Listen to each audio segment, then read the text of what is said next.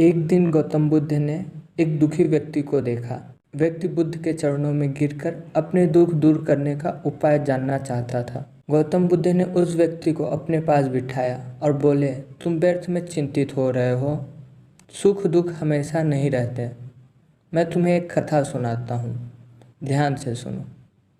किसी नगर में एक सेठ रहता था। वह बड़ा ही उदार और परोपकारी था। उसके दरवाजे पे जो भी आता था वह उसे खाली हाथ नहीं जाने देता था और दिल खोल कर उसकी मदद करता था। एक दिन उसके यहाँ एक आदमी आया। उसके हाथ में एक पर्चा था जिसे वह बेचना चाहता था। उसके पर्चे पे लिखा था, सदा न रहे। इस पर्ची को कौन खरीदता? लेकिन सेठ ने उसे तत्काल खरीद लिया और अपनी पगड़ी की छोर में बांध लिया। नगर के कुछ लोग सेठ से ईर्ष्या करते थे।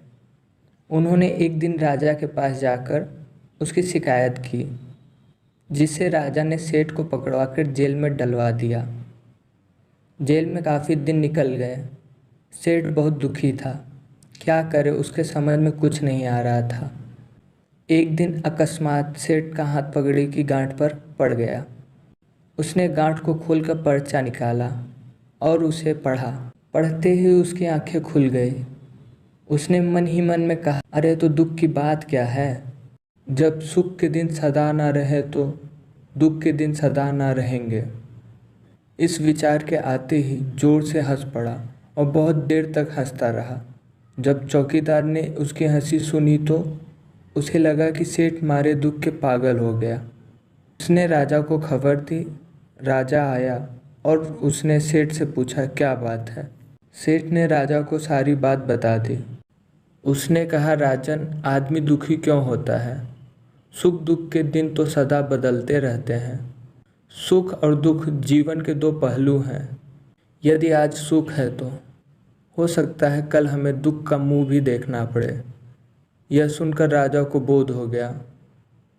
उसने सेठ को जेल से निकलवा कर उसके घर भिजवा दिया। सेठ आनंद से रहने लगा, क्योंकि उसे ज्ञात हो गया था कि सुख के साथ साथ दुख के दिन सदा भी नहीं रहते। बुद्ध के मुंह से यह कथा सुनकर उस व्यक्ति के मन का बोझ हल्का हो गया। उसने गौतम बुद्ध का आशीर्वाद लिया और अपने घर की ओर चल पड़ा। धन्यवाद।